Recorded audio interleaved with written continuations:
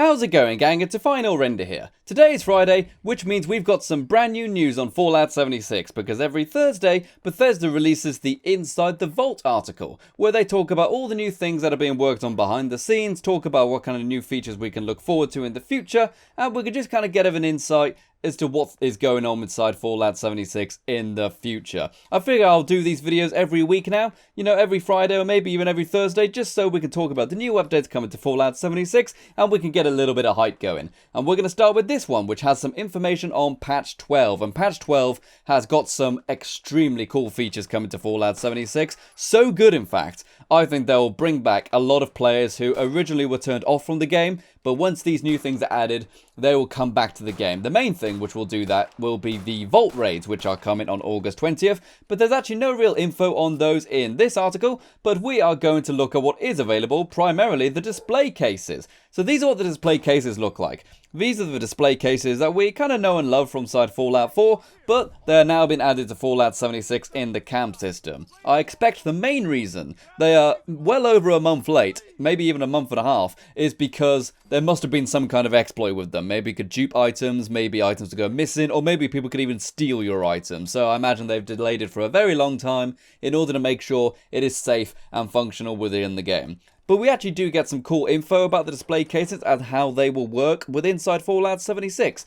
They will work the same way as, say, the punch bowl or the fermenter, to where you can put items into your display case and then you can assign it in order to make it visible for people to see. And presumably it will have all of its mods displayed and everything like that.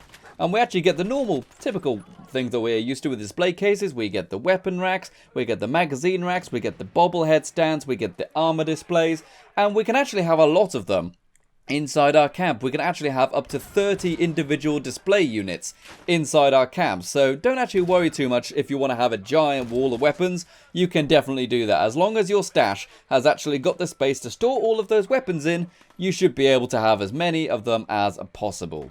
But the really cool thing about this as well is that it is just coming so soon. I'm very, very excited about it. Make sure you go ahead and subscribe to the channel if you want to see some fantastic building videos using some of these display cases, because I'm really looking forward to it. It's something which is so essential to building your camp and giving it your own personality, showing off the loot that you're so proud of.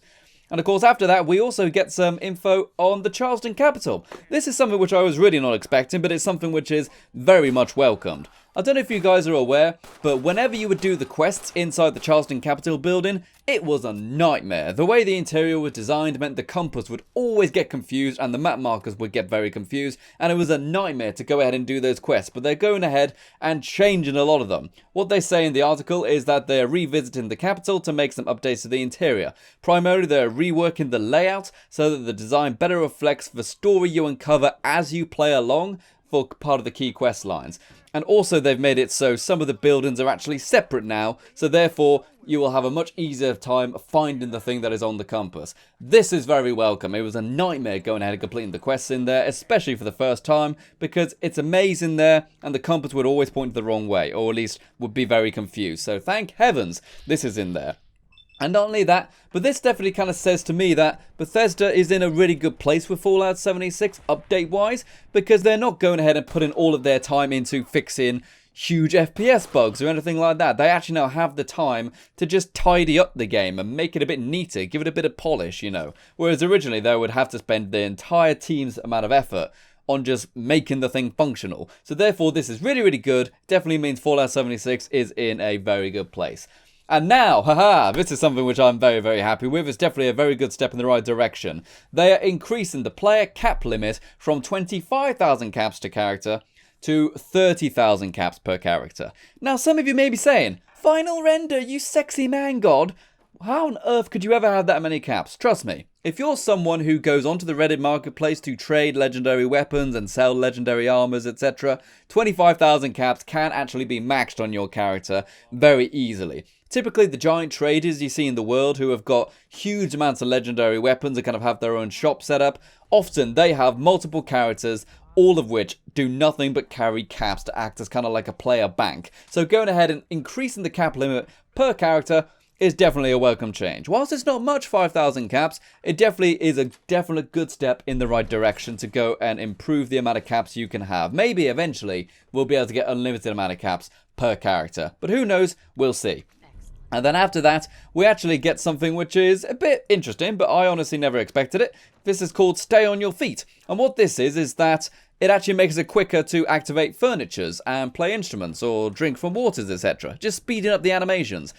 I honestly didn't really notice that this was something the community wanted, but hey, I'm down for it. You know, anything which speeds up the game and gives us less time waiting around, sitting around, is definitely a good thing. Especially if you're like me, you do a lot of building videos, and you need to test furniture and stuff like that to see if it works. Just a couple seconds of sitting down and standing up again definitely does increase the amount of time you are spending on your build. So, nice welcome addition. I didn't know people wanted it, but it's definitely a welcome thing. And then finally, we also get some new info on nuclear winter patches and nuclear winter balancing. I believe there's only kind of been one, maybe two balance overhauls inside the nuclear winter battle royale mode, and these ones are very, very welcome. One in particular, you will definitely notice. So they're saying that they're going to make some balance changes to nuclear winter to make some of the weapons that were underperforming a little bit better. And they're also going to tone down some of the ones that were strong. Primarily, they are actually going to decrease the effective range of the Tesla rifle. Guys, the Tesla rifle has always been extremely OP for the fact that it can target everything without really aiming. And it even has a really, really long range. I don't know if you guys have noticed how far it can shoot, but it generally is very extreme. And whilst I like using the Tesla rifle, I've been the victim of it many, many times, and it definitely seems almost unbeatable. But that being said, though, I'm always in favor of nerfing something before removing it. Try to nerf it a few times and then remove it if you still can't get it balanced after that. But who knows, maybe it'll eventually get removed, or maybe they'll just get it to work so that it's actually really good. One idea I had was that maybe the Tesla rifle can only arc if you directly hit someone. I think that would make it much more balanced personally. But anyways, not for me to decide, but that is my overall thought on the Tesla rifle. Make it so you have to hit someone, and this reduction in range is definitely a welcome thing. And they're also going to increase the amount of ammo that the lever action can carry, and also the reload speed. If this also includes the scoped lever action, then the scoped lever action rifle is going to be even more powerful than it already is. With the right perks, you can often get one-hit headshots with the scoped lever action. If they make it even more powerful, then that's good, I guess, because it's very slow, but it is very powerful. I'm personally down for it. I love using it in the game, and I don't see that many people complaining about it.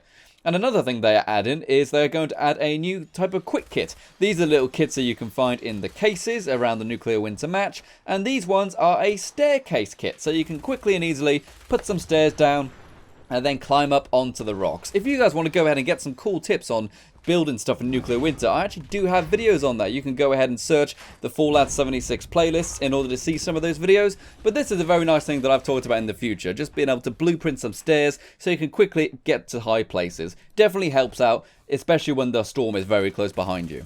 But that's all we know about patch 12. We actually are getting some new features before this patch 12 is released. For example, we are getting the ability to re-roll our perk cards inside Nuclear Winter, or just buy new perk cards using duplicated card as kind of like a currency. So that's very, very nice. That is coming out in just a few days actually. But patch 12, I believe, is coming out on the 20th of August. That is what also contains the vault raids and some of these really cool features here. So, thank you very much for watching this video, gang. I've really enjoyed playing Fallout 76 recently, and all these new patches coming out definitely make the game much more playable, and I definitely think vault raids, assuming they function out of the gate, are definitely going to bring back players. When we were looking at QuakeCon, they actually said that the vault raids themselves would all have the same missions, but they would have different difficulty levels depending on the time limit you assign yourself, and that is very cool. It means that players will try to min-max the vault raids and get as many rewards as possible. And as I said, 3 different missions per vault. Pretty cool, right? Eventually, when we get all the vaults unlocked in the future, we will have a huge amount of replayability with those vault raids, but it is also very good to know that Fallout 76 has definitely got its finger on the button with the patches, and is starting to bring out more quality of life things and actual new content to the game, as opposed to just fixing old bugs, which is fantastic. So thank you very much for watching this video. People, remember to check out all the cool Patreon people in the description below who help support the channel with their financial donations. Yourself, of course, can also do the same. And also remember to join the YouTube membership program. We've got brand new benefits, including behind the scenes videos every week if you become a level 3 member. So go ahead and hit that join button beneath the video. There are also some other great benefits to becoming a YouTube member. For example, you will be able to get early access to videos. I'll give you a little sneak preview of all the videos before they come out. You get to use the sound commands inside the live live stream, so you can play some very funny noises when we are live streaming. And of course, you also get a special emblem next to your name so that you are able to let everyone know that you are part of the Renderling YouTube membership program. Definitely a huge benefit. That's like getting a knighthood. So definitely go ahead and join the YouTube membership program as a level 3 member. And I can't wait to see you guys in the next video. Bye bye for now.